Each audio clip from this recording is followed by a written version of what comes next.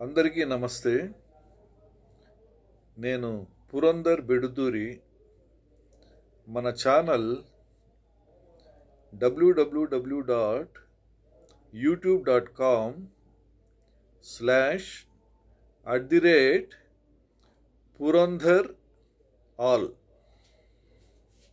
శ్రీ వాసవి కన్యకా పరమేశ్వరి దివ్య చరిత్రలో ఈరోజు అత్యంత ఆసక్తికరమైన మరియు లోతైన 9వ అంశం గురించి తెలుసుకుందాం. వాసవి మాతను వివిధ భారతీయ సంప్రదాయాలు, ముఖ్యంగా శైవ, వైష్ణవ, జైన సంప్రదాయాలు ఎలా స్వీకరించి కొలిచాయో చూద్దాం.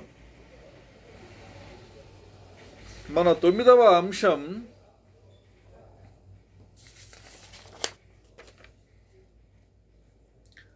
చరిత్రలో ఇతర కోణాలు, శైవ, వైష్ణవ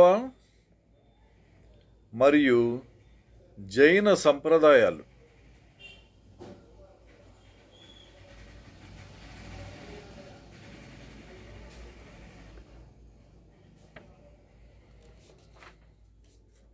ఉపశీర్షికలు 10 వాక్యాలు.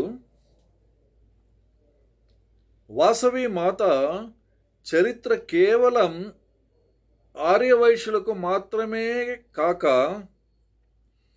అనేక ఇతర భారతీయ సంప్రదాయాలకు కూడా సంబంధించినదిగా ప్రచారం ఉంది. ఆమె చరిత్ర గురించి దేశంలోని వివిధ ప్రాంతాలలో, ముఖ్యంగా కర్ణాటక, తమిళనాడు ప్రాంతాలలో వేర్వేరు కథనాలు ప్రచారంలో ఉన్నాయి. శైవ సంప్రదాయం ప్రకారం వాసవి మాత సాక్షాత్తు కైలాసంలో పార్వతీదేవి యొక్క అంశగా జన్మించింది. ఆమె బాల్యంలో గౌరబాలికా వ్రతం ఆచరించి తన అన్నగారైన విరూపాక్షుడు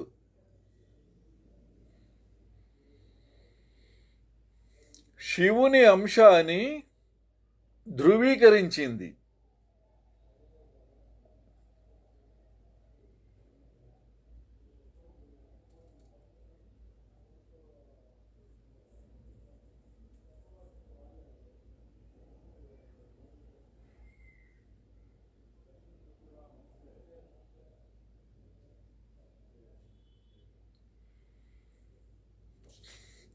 శైవులు ఆమెను శివుని భార్యగా, నిత్య కన్యగా పూజించి ఈ త్యాగాన్ని శివుడికి అర్పించినట్లు భావిస్తారు.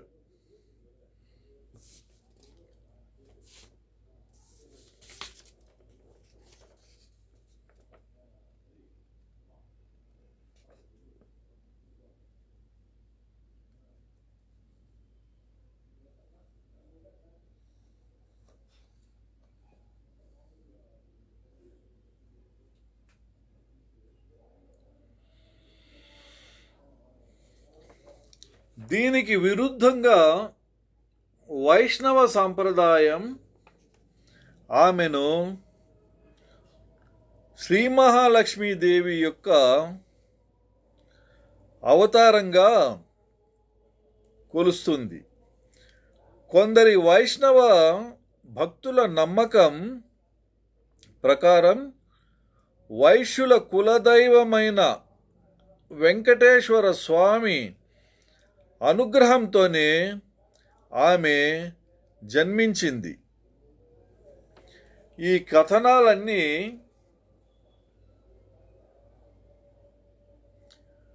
మాత యొక్క దివ్యత్వాన్ని మరియు సార్వజనీనతను తెలియజేస్తాయి. ఆసక్తికరంగా జైన సాంప్రదాయంలో కూడా వాసవి మాత గురించి కొన్ని ప్రస్తావనలు ఉన్నాయి. జైనులు ఆమెను శాంతిమాత వాసవిగా పూజించి ఆమె బోధించిన అహింసా మార్గాన్ని గౌరవిస్తారు.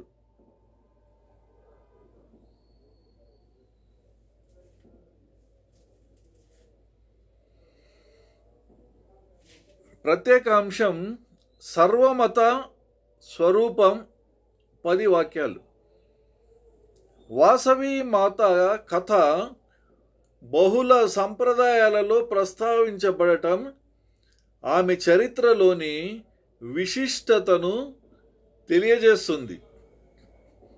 చరిత్రకారులు ఈ వేర్వేరు కోణాలను స్థానిక సాహిత్యం, తాళపత్ర గ్రంథాల ఆధారంగా పరిశోధించి విశ్లేషిస్తున్నారు.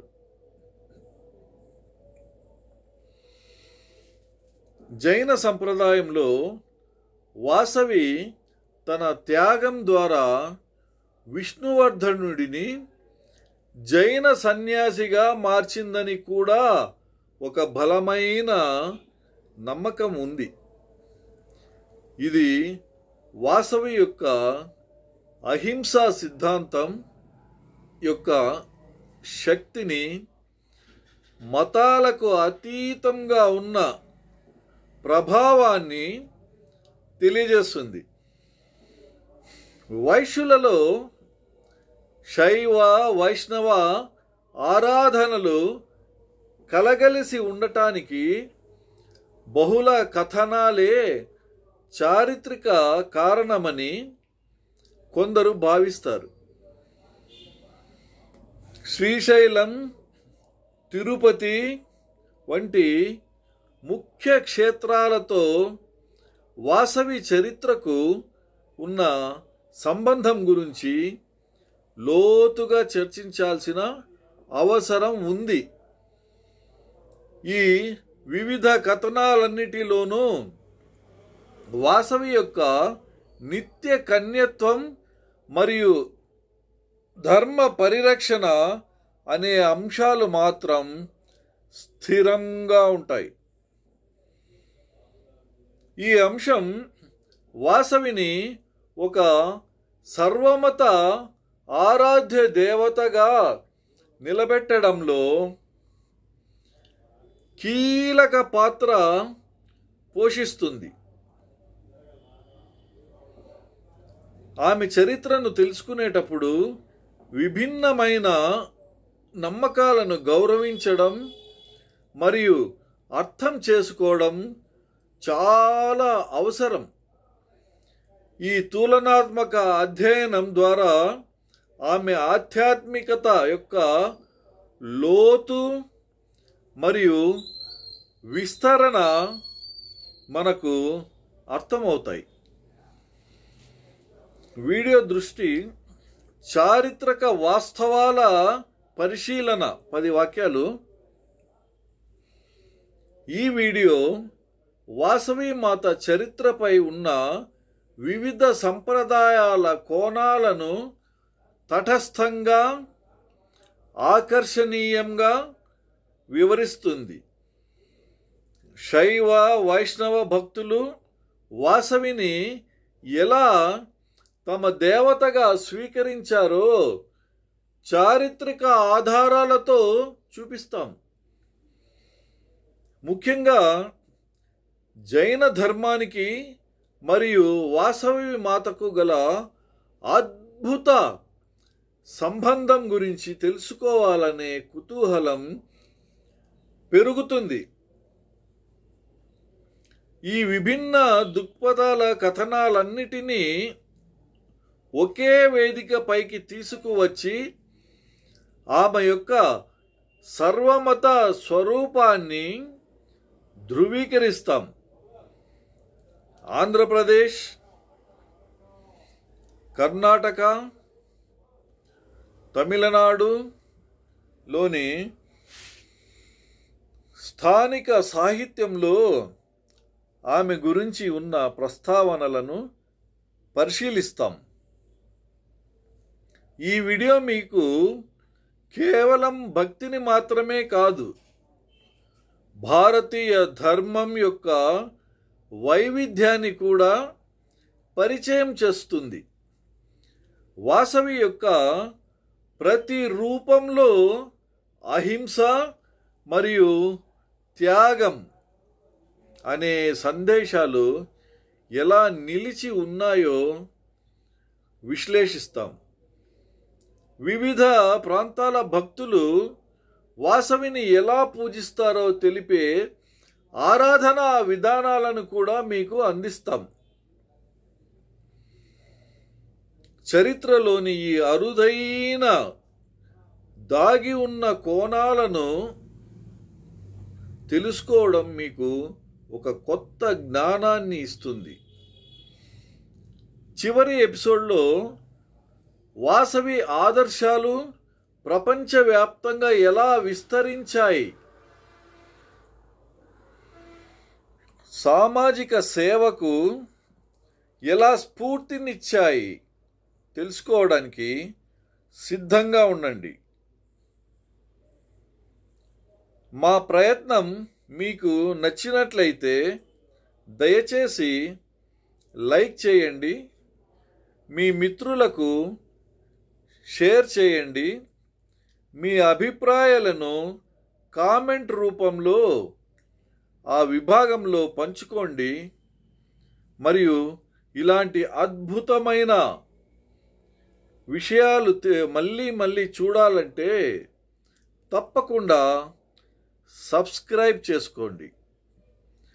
జై వాసవి మాత. మళ్ళీ కలుద్దాం. బాయ్.